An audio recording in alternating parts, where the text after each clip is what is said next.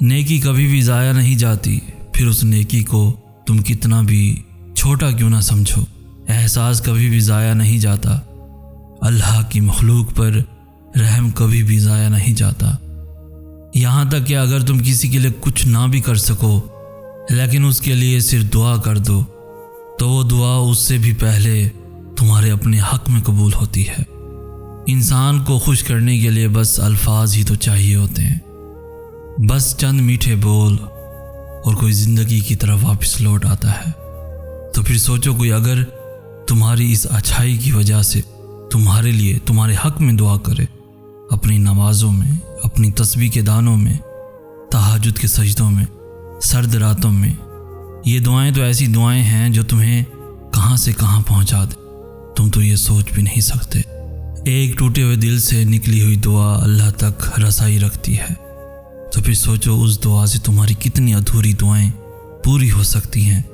تو پھر صرف چند برے لوگوں کی وجہ سے تم اپنے اندر کی اچھائی کو ختم مت ہونے دینا، کیونکہ دل اسے تو بھول جاتا ہے جس نے زخم دیا ہوتا ہے، لیکن دل اسے کبھی نہیں بھولتا جس نے مرہم رکھا ہوتا ہے۔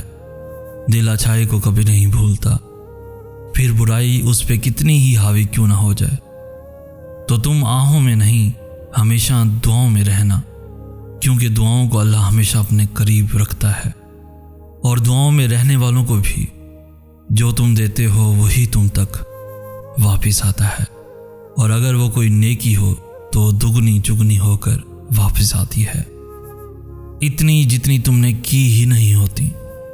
ایک بات ہمیشہ زندگی میں یاد رکھنا کہ اللہ کے علاوہ کوئی بھی نہیں جو تمہیں عطا کر سکتا ہو، اور اللہ کے سوا کوئی بھی نہیں جو عبادت کے لائق ہو، اور دعائیں تو سب سے بڑی عبادت ہوتی ہیں، اس لیے دعائیں اور مدد صرف اللہ سے مانگی جاتی ہے، کیونکہ ایک وہی ہے جس کے پاس قبولیت کا اختیار ہے۔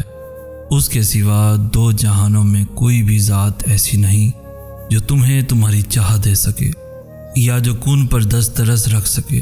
یہ شان صرف تمہارے اللہ کی ہے، اور یہ حق بھی صرف تمہارے اللہ کا ہے۔ اسی سے مانگا جائے، جو بھی مانگا جائے۔ انسان تو خود اللہ کا محتاج ہے، پھر چاہے وہ کوئی بھی انسان ہو، کتنا ہی نیک یا طاقتور انسان ہو، لیکن وہ کبھی بھی وہ نہیں کر سکتا جو اللہ کر سکتا ہے۔ وہ کبھی بھی تمہیں وہ نہیں دے سکتا جو اللہ تمہیں دے سکتا ہے۔ انسان نہ تم سے کچھ چھین سکتا ہے اور نہ ہی تمہیں کچھ دے سکتا ہے، تو تم اس بادشاہ سے مانگو جو کسی کے حکم کا محتاج نہیں۔ تم اس پروردگار سے مانگو جس کے سامنے دو جہاں جھکتے ہیں۔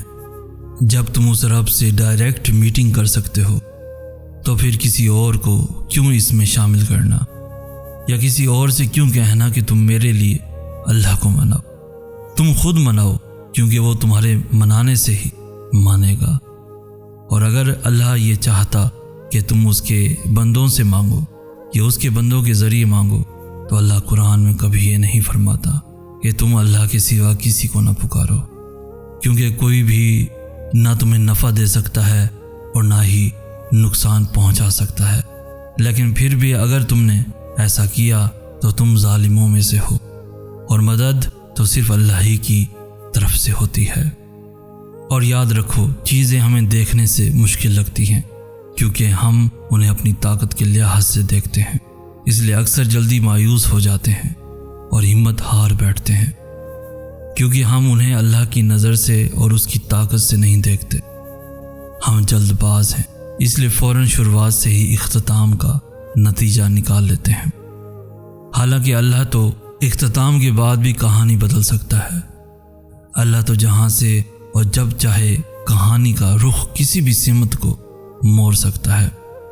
بس یہی تو یقین ہوتا ہے، اور یہی تو یقین رکھنا ہوتا ہے جب کچھ بھی ہماری مرضی کے مطابق نہ ہو، کیونکہ وہ پھر بھی اللہ کی مرضی کے مطابق ہو رہا ہوتا ہے، اور ہمیں ہماری مرضی کی طرف ہی لے جا رہا ہوتا ہے۔ تو پھر یہ بھول جاؤ کہ تم سے کیا ہو سکتا ہے، اور یہ سوچو کہ تمہارے اللہ سے کیا نہیں ہو سکتا۔ تم اپنی طاقت کو دیکھ کر نہیں مانگو، بلکہ تم اپنے اللہ کی طاقت کو دیکھ کر مانگو، اور یہ یقین رکھ کر مانگو کہ اس کا ایک کن کائنات کی ہر رکاوٹ پر بھاری ہے، اس کا ایک کن اپنے اندر دو جہانوں کی طاقتوں کو سمیٹے ہوئے ہے، اس کے لیے کچھ بھی ناممکن نہیں، کچھ بھی نہیں۔ کبھی کبھار یوں ہی دل بے چین ہونے لگتا ہے، اور پتہ ہے ایسا کیوں ہوتا ہے؟ جیسے آپ کے جسم کو بھوک لگتی ہے ویسے ہی آپ کی روح کو بھی بھوک لگتی ہے۔ ہاں، ایک خاص وقت تک تو آپ کا جسم وہ بھوک برداشت کر لیتا ہے، لیکن اس کے بعد وہ کانپنے لگتا ہے اور آپ سے مدد مانگنے لگتا ہے، اور آپ کو بتانے لگتا ہے کہ یہاں کچھ ٹھیک نہیں ہے، کچھ مسنگ ہے۔ اسی طرح روح بھی ایک خاص وقت تک اللہ سے جدائی برداشت کر سکتی ہے، اور اس وقت کے بعد وہ آپ کو تنگ کرنے لگتی ہے، بے چین ہو کر، پریشان ہو کر، اداس ہو کر۔ یوں آپ کی روح آپ کو بتا رہی ہوتی ہے کہ اللہ کی ضرورت ہے، کہ اب اللہ کی ضرورت ہے، بہت ضرورت ہے۔ اور جب ایسا ہو تو فوراً اللہ کی طرف واپس لوٹ جانا چاہیے، کیونکہ جیسے آپ جب اپنے جسم کو روٹی نہیں دیتے تو وہ مر جاتا ہے، ایسے ہی جب آپ اپنی روح کو اللہ تک نہیں لے جاتے تو آپ اندر سے ختم ہو جاتے ہیں، کھوکھلے ہو جاتے ہیں۔ اور وہ دل بھی بھلا دل ہے جس میں اللہ نہ ہو، وہ زندگی بھی کوئی زندگی ہے جو اللہ سے بچھڑ کر گزاری ہو۔ دعائیں تو اللہ کو سب سے پیاری ہوتی ہیں، اور ٹوٹتی پھوٹتی دعائیں جن کو جوڑنے کے لیے ہمیں الفاظ ہی نہیں ملتے، جنہیں ترتیب دینے کے لیے ہمارے پاس ہنر ہی نہیں ہوتا، وہ دعائیں اللہ کی سب سے لاڈلی دعائیں ہوتی ہیں، کیونکہ وہ جانتا ہے کہ اپنے درد کے کس مقام پہ پہنچ کر وہ مانگی ہیں، اور کتنی طرف سے مانگی ہیں کہ زبان بھی انہیں بیان کرنے سے قاصر ہو گئی ہے۔ اللہ کو اپنے بندے پہ بڑا پیار آتا ہے جب اس کا بندہ آدھی ادھوری دعائیں کر کے کہتا ہے کہ اب کیا کہوں، کیسے کہوں، تو سب جانتا ہے، میری خاموشی سمجھ لے۔ یعنی آپ نے یہ مان لیا ہے کہ وہ جانتا ہے اور وہ جان لے گا، تو پھر اللہ بھی کہتا ہے کہ لو پھر جان گیا میں، سن لیا میں نے، اور اب تیار ہو جاؤ کہ میں عطا کرنے والا ہوں۔